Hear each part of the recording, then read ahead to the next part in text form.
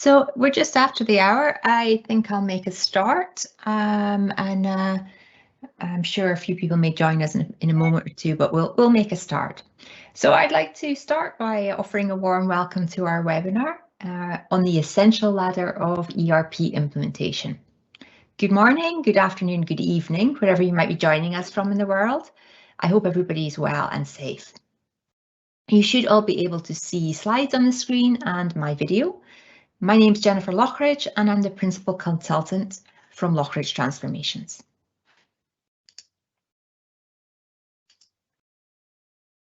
So here's the burning question that we'll be looking at today. Has your organisation always achieved the return on technology investment as planned? Well, in this webinar, you will learn what are the critical steps in the ladder of implementation, why a successful implementation is about much more than technology, and how to massively increase the likelihood of an on-time, on-budget delivery. So let's take a look at what we're going to cover today.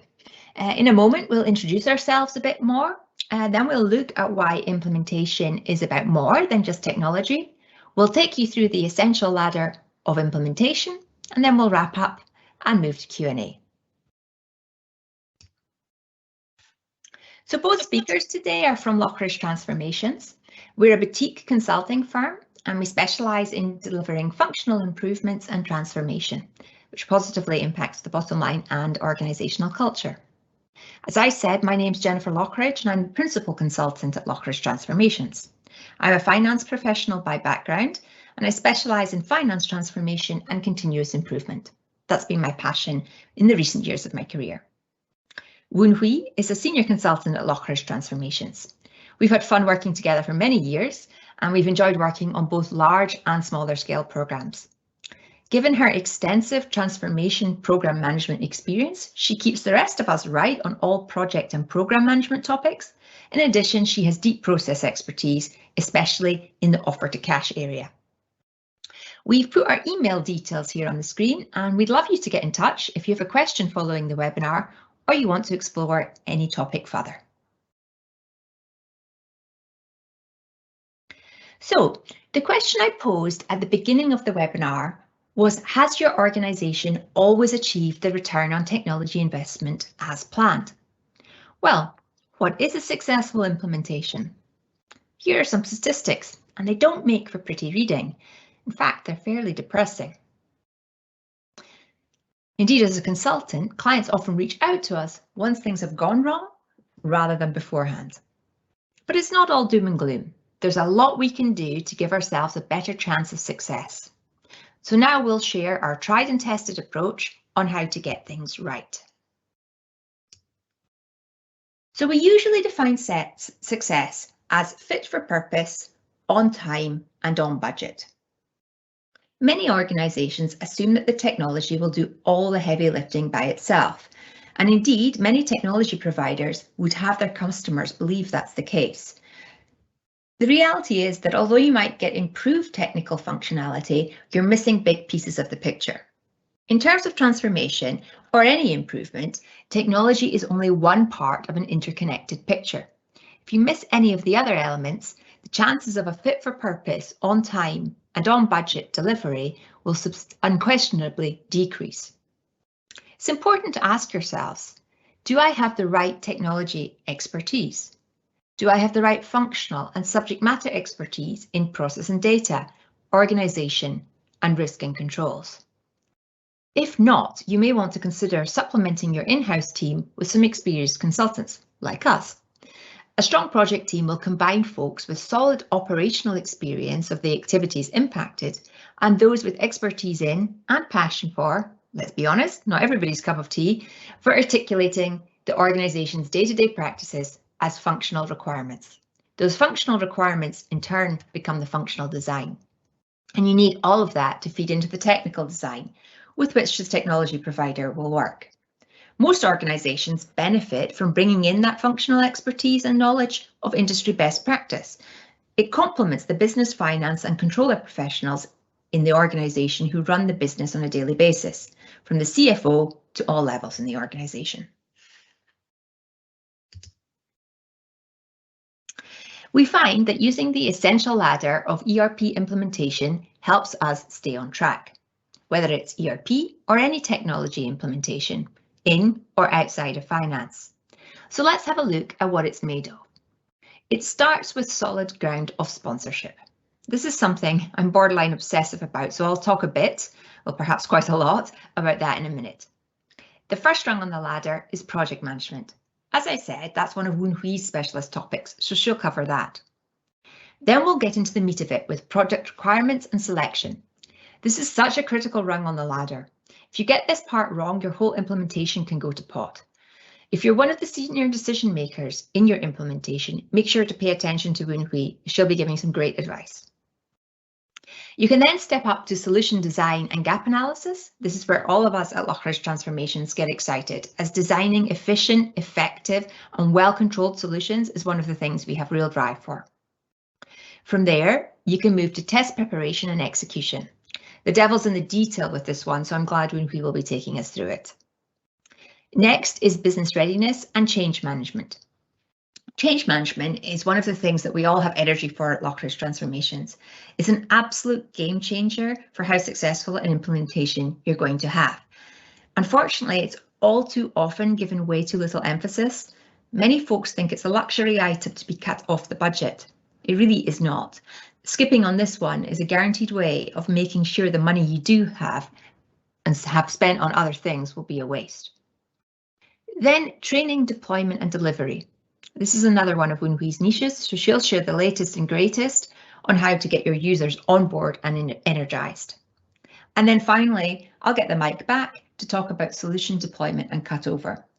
This is obviously the go, no-go decision point, so I'll talk about what you can do to take that decision and still sleep well at night. Right, let us now get into each one in detail.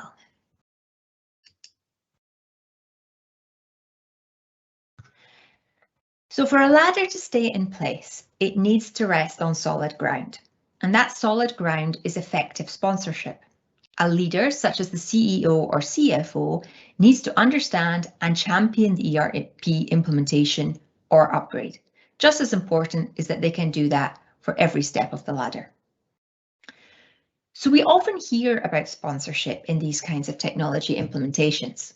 But what is effective sponsorship? The first thing's getting the right sponsors. Just being an interested party isn't enough, and neither is wanting to sponsor something because you think it might look good on your performance appraisal at the end of the year. Influencing is fantastic, but the best sponsors also need authority. Authority over what or whom, you might ask? Well, I tend to think about projects in terms of change, and there's two groups. Group one, the people who will have to do stuff in order to deliver the change. And group two, people who will have to do stuff differently as a result of the change. If you're putting together a decision review board or steering committee, you will need members who have authority over both groups 1 and 2. And authority usually means the line managers or their line managers of those groups of people.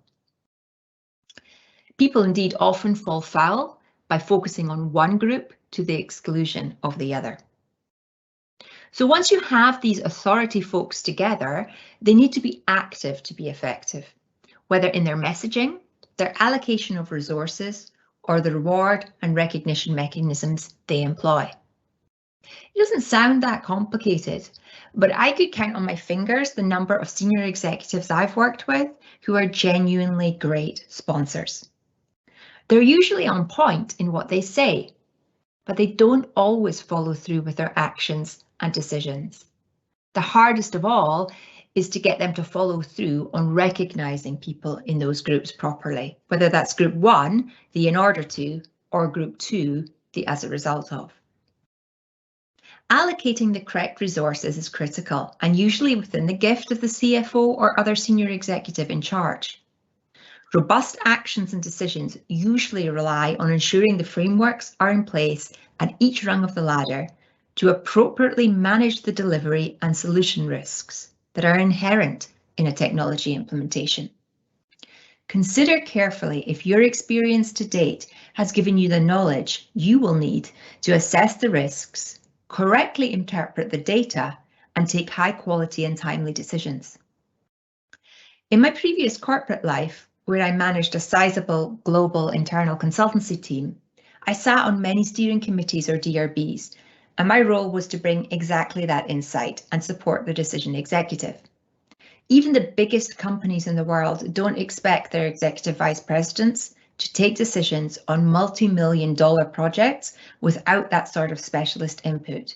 Whatever the scale of implementation you're considering, timely and focused inputs can be worth their weight in gold and save you a lot of money in the long run. I did work with one senior executive who had excellent follow-through. He was leading a regional finance organisation of around 200 through significant change. His messages were strong. He took clear decisions based on a thorough understanding of data and risk, and therefore enabled action.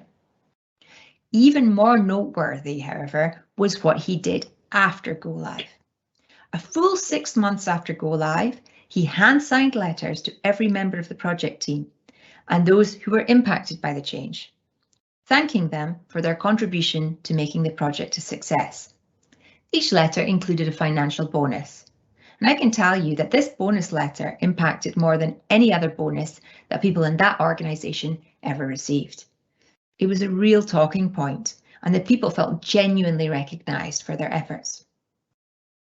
So now that we know which senior leaders have a role to play and how they can be effective, and given the inputs to be that, let me now hand over to Woon-Hui. She'll take us through the first rung of the ladder, project management.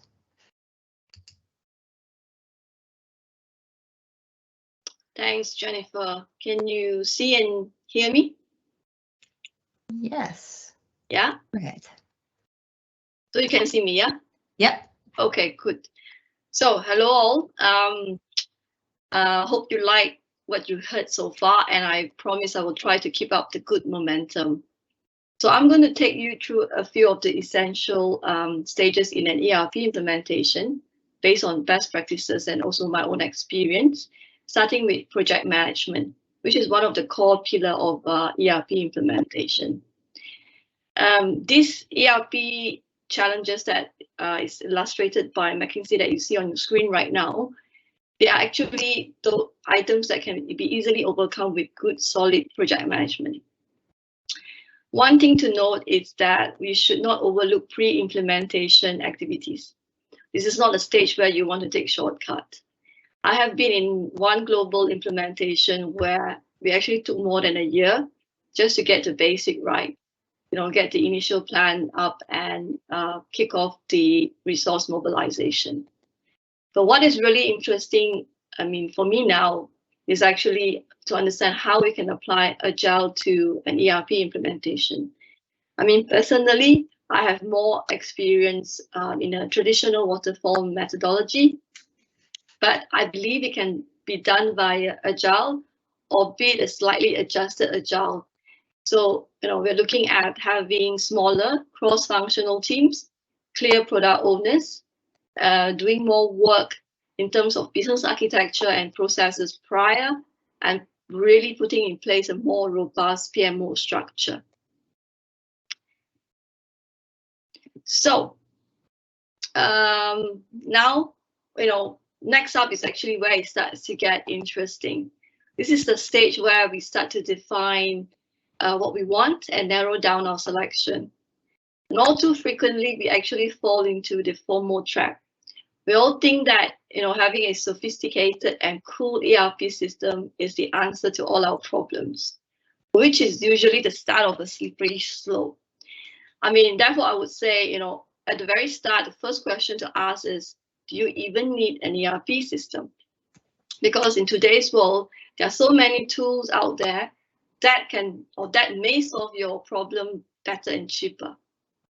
But if you really, if an ERP is really the answer that you need, then the next big question is which ERP?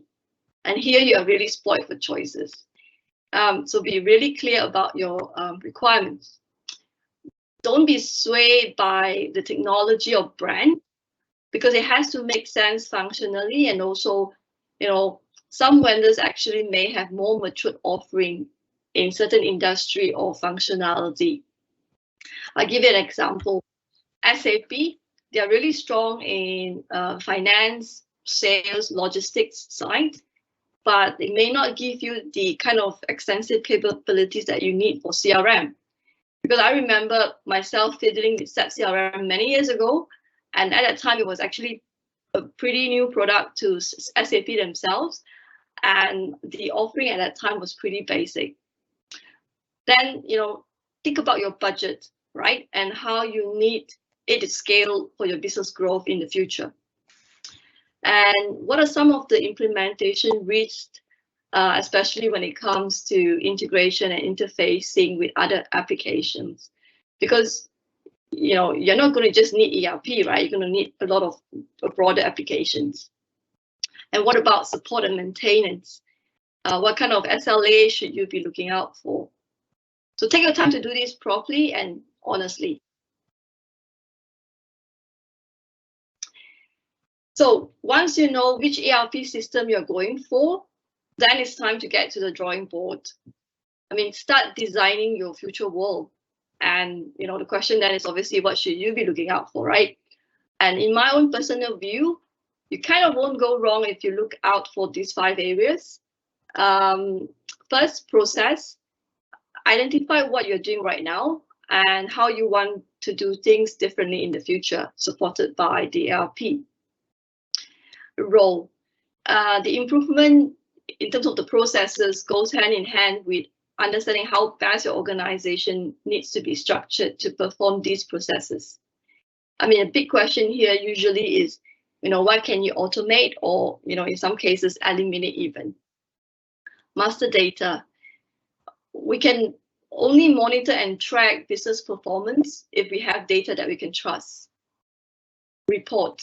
Tied into data, we need timely and accurate reports so that we can make proactive business decisions based on the information and insight that we get out of the reports. And finally, control. We just need to ensure our business transactions are conducted in accordance to legal, fiscal, and professional standards. So, we're going to look beyond financial controls and really also have a lot of emphasis on operational controls.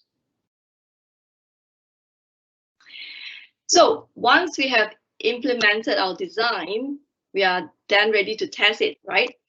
This is where you get a first feel of your design and your imagination so far. Do it well, and you can confidently turn the switch on. So what are some of the key points to look out for? No surprise, the first thing again is about resources. It's super important to have the right size testing team, especially with people that has a good understanding of integration plays, and also committed SMEs.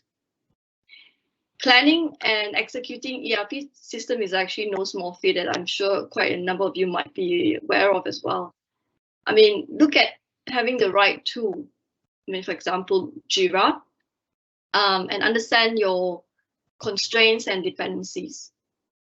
And I can't stress enough about regression test or testing. Make sure your one fix or update doesn't cause you 5 new bugs along the way. Data.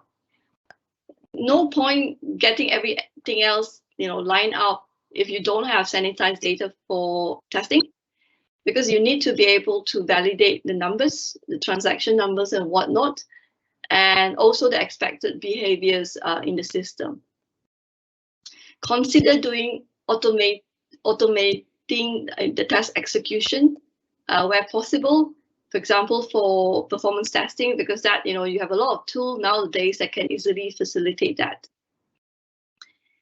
And finally, try to run a pseudo live environment simulation. Direct your own a day in the life of your company, because sometimes a small crack will halt your whole implementation. And this is actually a very good way to uncover issues, because it looks at the entire spectrum of your processes and hands-off. between, you know, actors and roles. It also give you the opportunity, or give your staff the opportunity to understand, you know, the new changes better because they're actually doing it. In one of my, you know, implementations, we actually simulated the whole process flow, covering order to cash, procurement, supply chain, and related back office activities. It took us a few weeks to prepare, and we actually ran a simulation for 3 full days. And we had teams across the world participating in it. It was very, very stressful, but very exciting as well. And most of us had a lot of fun, well, I think. But thanks to the exercise, we uncovered you know, our weakest links and got it sorted before we went live.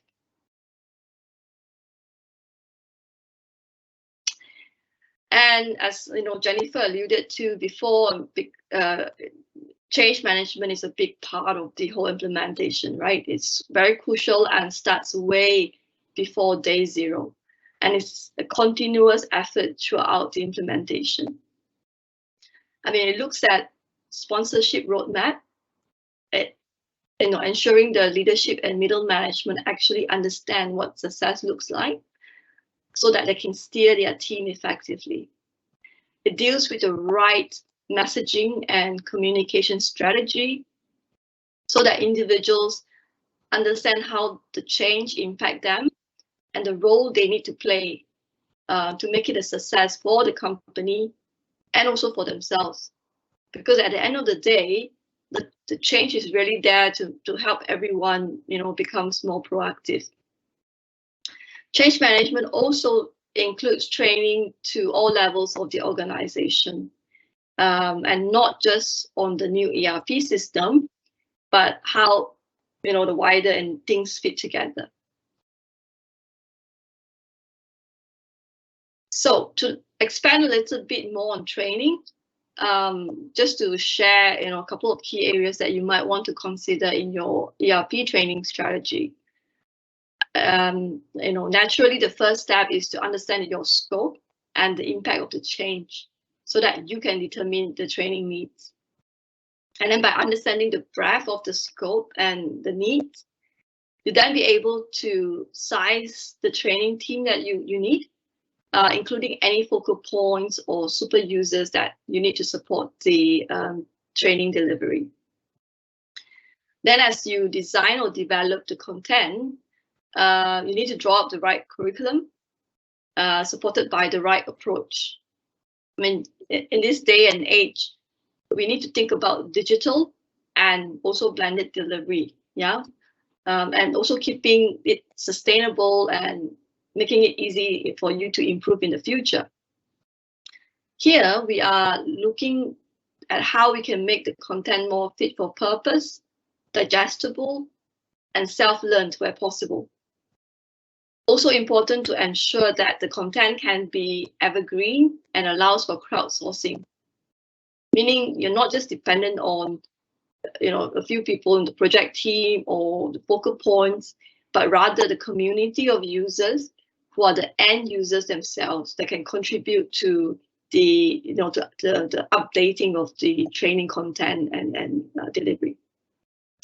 And finally, ensure that you put in the right level of metrics and accountability, so that it's transparent across the organization and everyone can play their part. And I think this is where I hand back to you, Jennifer, no? Yes. You're on mute, I think.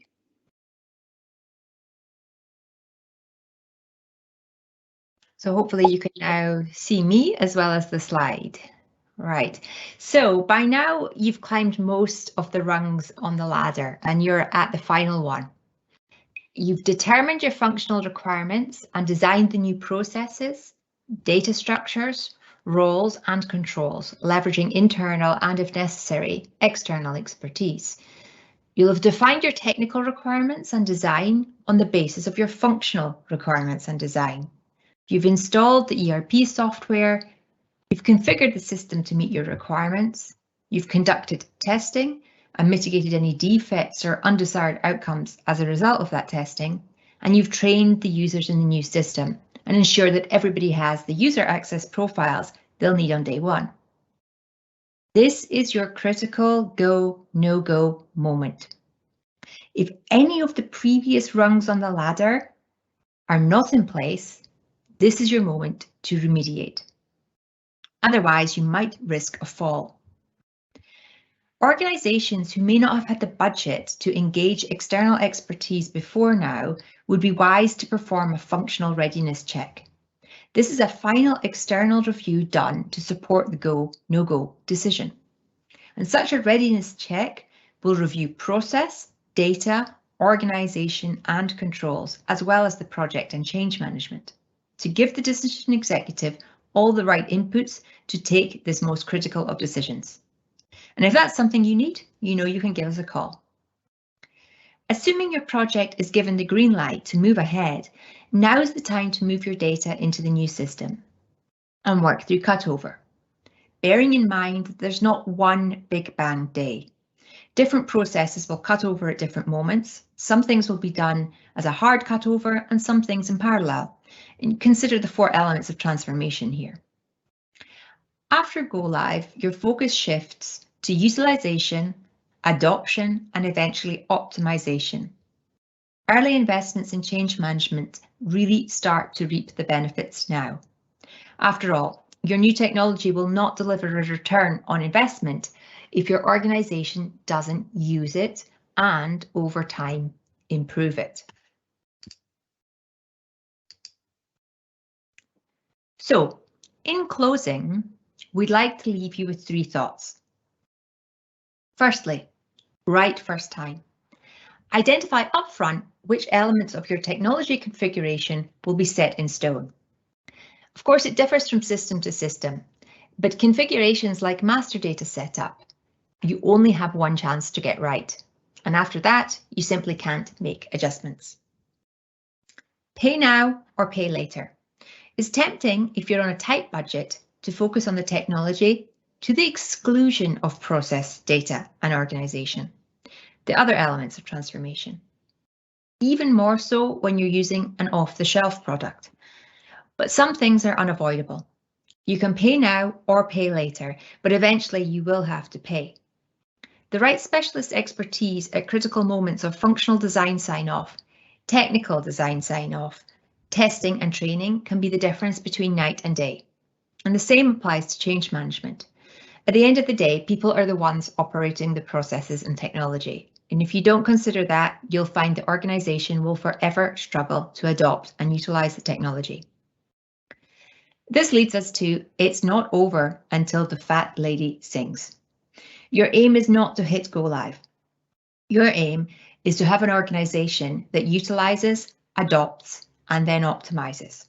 And this takes place well after go live, and you'll need to retain some resources right through. Well, thank you for your attention so far. I hope some of that was thought-provoking enough and you now have some questions. I think I've even seen a couple already come in. But as a reminder, you can open the Q&A function by clicking the icon to the right of the Leave button. All right, we have a couple of questions come in already. You'll occasionally see me looking to the left because that's the screen where I have the questions. So I think the first 2 are actually about testing. And therefore, I think it makes sense that Woon-Hui takes those questions. So I'll hand the video over to Woon-Hui for those questions.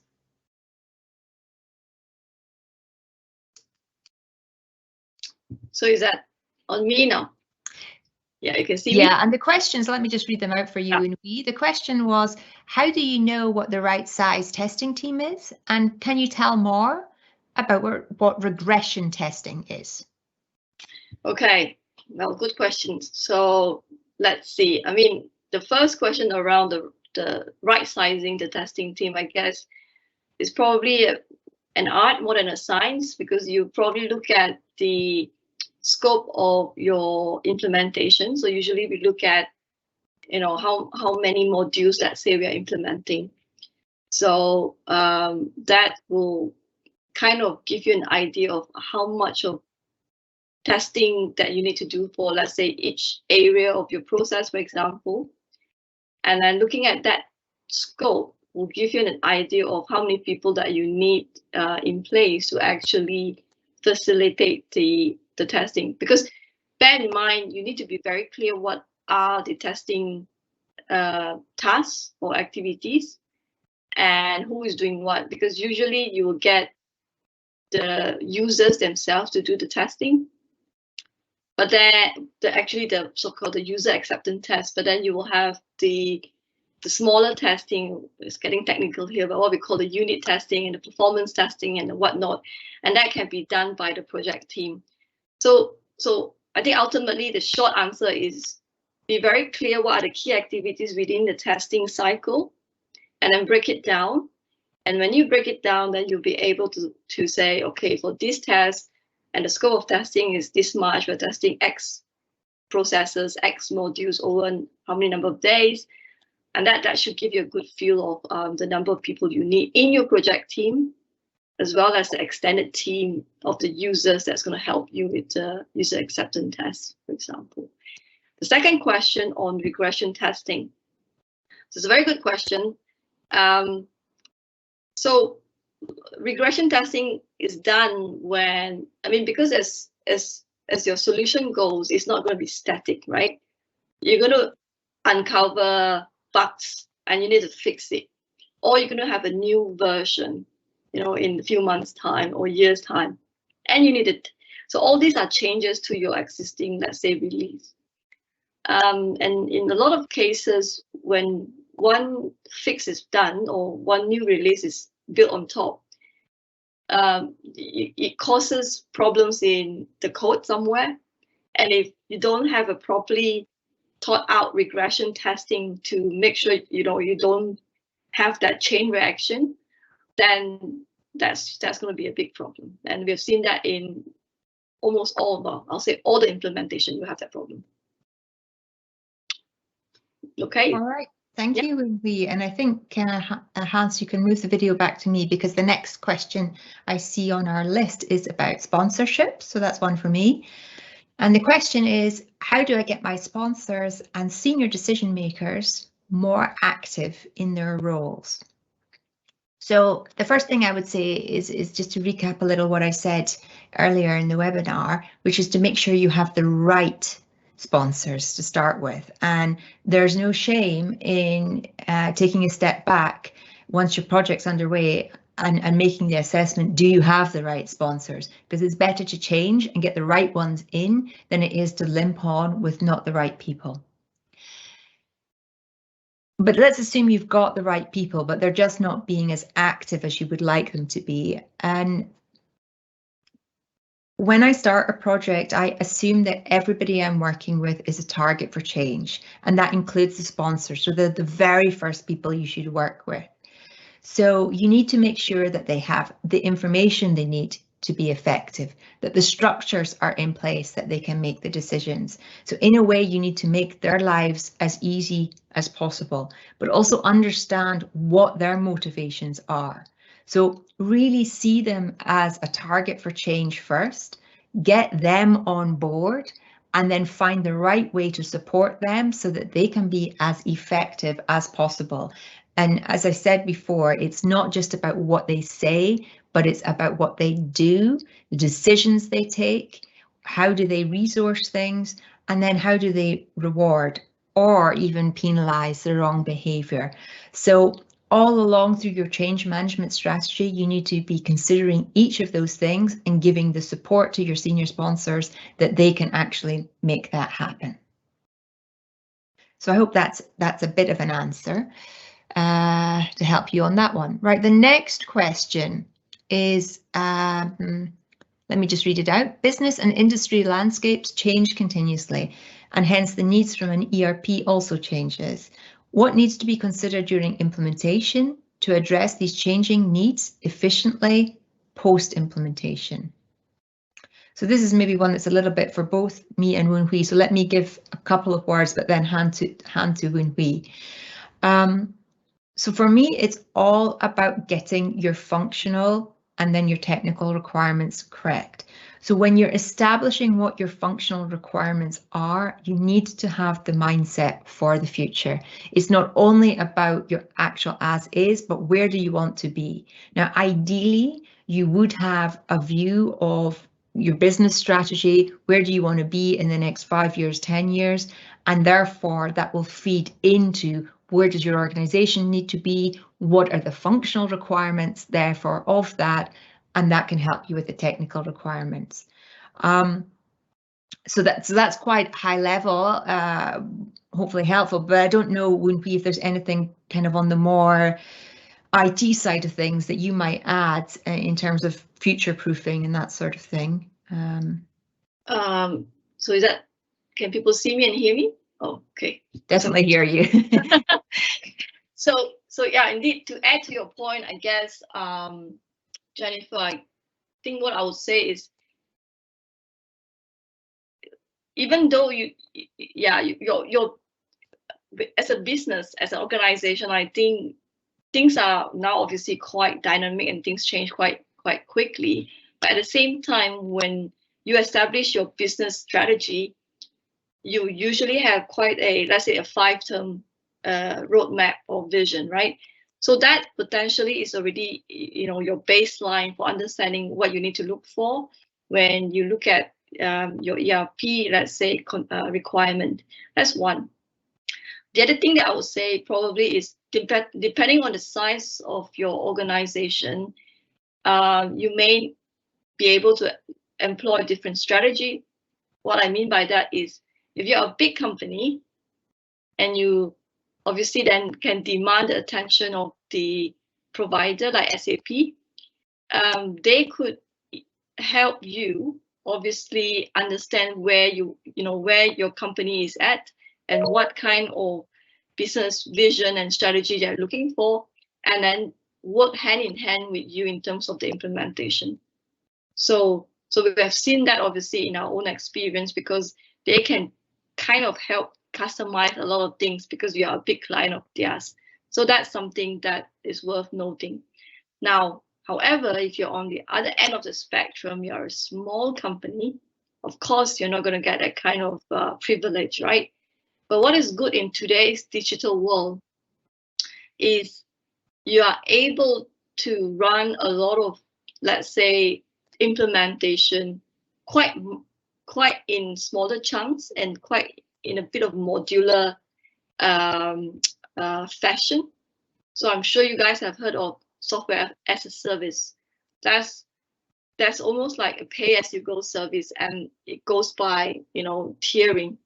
So I believe if your organization is small and you believe is very dynamic and it changes all the time between this year and next year, that's something that you can consider doing a bit of a trial in smaller chunks, chewing off where your most imminent needs are, and then progress to add on the rest of the functionalities when you need it or when you're ready. I hope that gives a bit of a flavor. All right, thank you, Woon-Hui. And if I look at the questions, the next one seems to be for me, so you can give me the camera back, Hans. So the first question I see there is, does Loughridge Transformations develop IT solutions or guide clients based on a detailed understanding of the business processes and what solutions are ideal for their businesses? So good question. And different consultancies do it differently. Some really ally themselves to a particular solution or technical solution. We don't. So we are what we call technology agnostic. And what we mean by that is it's really about understanding what the organization that we're working with, what their needs are, what their processes are, and then helping them to make the right selection. I mean, as Woon-Hui was talking about, different technologies, they're stronger in certain areas than others, stronger in certain industries than others. So by remaining sort of neutral to any given supplier, it means we can really support any client making a selection that's really right for them in terms of cost profile, in terms of the functionality, and so on and so forth. So thank you for that one. So the next question is, can you please provide some examples as to how an experienced person or consultant may ask the right questions, and by asking the right questions can add value in the implementation? So how I tend to approach that, I have to say, is largely based on experience and process expertise. So there are industry standards around most processes, whether that's record to report, purchase to pay, offer to cash. And it's not always that if you're the one in an operational controller or business finance role that you have real in-depth expertise of how those processes work. You will know how they work in your own organization, but you're unlikely to have the real in-depth knowledge of that cross-industry. And when I talk about process, of course, it's not just the process, but it's how data structures are configured, how you structure an organization, what the skills are, what the behaviors you need in that are, whether you have that in-house, whether you've outsourced, whether you have a shared service setup, whatever. And then lastly, of course, the controls. So you can really save some time and energy by having that expertise to hand and not thinking from everything from first principles, but knowing typically what kind of controls are even possible, what level of automation is possible, and so on and so forth. And knowing at which point in your implementation the right moment is to make those questions. So I talked about some things get set in stone. So knowing what those things are and knowing then to ask those questions before that point can be so key. There's kind of a related question about sponsors most likely have this on top of their day job. Any advice for them, how they can play their role effectively? How can you come in to help, and how do you envisage your role to be? So that really depends on the organization, but let me take the first part of the question. How can they play their role effectively? So the biggest thing I think a senior sponsor can do is to set up the right frameworks and to have the right resourcing. Those are things that are usually under their control. So having the right framework, we've talked about a little bit. Let's talk about resources maybe a little bit more. So it's having the right size of team, having the right knowledge in that team, and having the right balance of internal and external expertise. I think in terms of how an external person, maybe such as myself, can work well with a client, you can take on various roles. So you can be in the role of sort of trusted advisor, helping them prepare for big decisions, stimulating the right questions and thinking in their mind. Or it can be more extensive than that, where you bring a bigger team together and you do things such as the readiness check that I talked about. And you can do that at different stages throughout your implementation. Of course, the most critical one is before your go, no-go decision for go live. But having those kind of checkpoints along the way, it doesn't mean you need to have external resources as part of your team who are there all the time. Maybe that's not something you have budget for, but knowing when are the right moments to bring in that kind of focused pre-decision, whether it's because you've got stage gates or whatever project structure you're working with, that can really help. Alternatively, you can bring someone in to help you get set off in the right way and give you the tools to then use yourself as you run through. So it really depends what way of working you prefer, but most good consultants will be able to flex to do a number of different roles based on your expertise, your level of resourcing, and your budget. All right, so wow, we're getting more questions than I had anticipated. This is really good. So thank you for all of that. The next question is about key performance indicators to monitor the success of an implementation. So the way I like to think about this, and I'll ask you, Woon-Hui, to jump in if you have anything extra to say, because I'm thinking a little bit off the cuff here, but typically I think about process performance indicators when I think about this. So I at the stage of design, I will already have determined where I would like my process to be and what the performance indicators for that process will be. And that can be, let's take purchase to pay as an example. It could be payment on time, the percentage of that. It can be a percentage of the value that you get paid on time. It could be a focus on key suppliers. It can be any number of things. It really depends on what your organizational requirements are. But I think the point is that you determine that much earlier when you do the design, because for me, success of an implementation is not just the moment of go live, but it's about sustaining that performance from your technology, from your processes, and from your people. And depending on what those are, it will tailor how you do your change management, how you do your whole work throughout the implementation. And don't be afraid, of course, to do some kind of after action review and make changes after go live if necessary.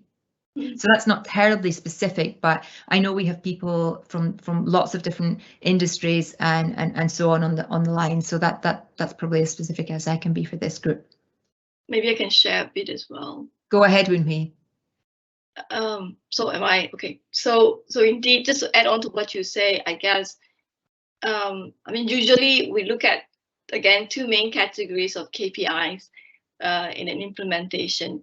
So one is the implementation KPIs. So that's quite short term, where you kind of look at how good your delivery is, in the sense of, are you training the people that you need to train? Are you passing the test that you need to pass? That's very specific to the implementation. And then tying to what Jennifer mentioned earlier, the broader picture is actually the business KPIs, right? That is there pre or post implementation. For example, if I use order to cash, again, in my experience, when you go live, then you want to be tracking, for example, in a CRM system or implementation, you want to know whether how many calls are you getting? How many calls is that a drop call because your new system can't handle it or your people can't handle it? How many sales order are you taking per day, per week, per month? What are the problems with the sales order? At the end of the day, what is your customer satisfaction index? Because ultimately you want them to be happy, right? Your customers. So I think that those are the things, as per Jennifer's comment, you need to think about that actually from day one, and that's at least for me an essential part of change management. Thanks, Woon-Hui. Some good examples there. And I think we've probably just got the time for one last question, and it's a kind of big question, so I'll give it a go in the minutes or two that we've got left. But I may this question's come in from Kemi, so I may touch base with Kemi afterwards to further talk about it. So the question is, do you have any tips on how to convince an organisation to change its ways, that a go, no-go review is required by a body independent from the business or IT team for a successful ERP implementation? Well, it starts with your decision executive or lead of your steering committee, or whoever is your lead decision maker. Because if you can't convince them, then you're probably not going to convince anybody else. You might be able to make a few allies around, but in the end, you do need that decision executive to be on board with that. So you really need to share with them what the pros and cons are of having done that. It depends on the risk appetite. Some organizations are happy to go ahead with a high level of risk at go live. Some are not. So it depends on the appetite. I think, I mean, you say in your question, independent from the business or IT team, and that's indeed how I think about it. So you've got the actual business, you've got the IT team or the technology people, but you need that functional expertise somewhere. There is a difference between being a really good finance manager or a really good controller or a really good auditor or whatever it might be that has a day-to-day role, but that's not the same as being a specialist when it comes to assessing risk and assessing solutions for something like an ERP implementation. So yeah, that's a very brief answer to quite a big question. As I say, I'm happy to touch base after this call on that one. So I think we probably need at 5 to the hour to move in to wrapping up.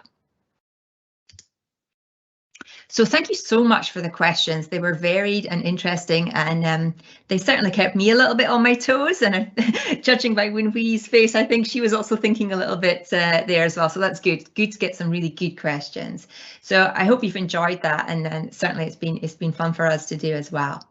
We'd really love to stay in touch. I know there are some people on the line who we're already connected to and in regular contact with, but if we're not connected on LinkedIn, please do send us a connection request. You can also follow Loughridge Transformations on LinkedIn, and that way you stay up to date with our blogs, our webinars, and other content that we share. And send us an email if you like. We've also included the links to our meeting scheduling tool.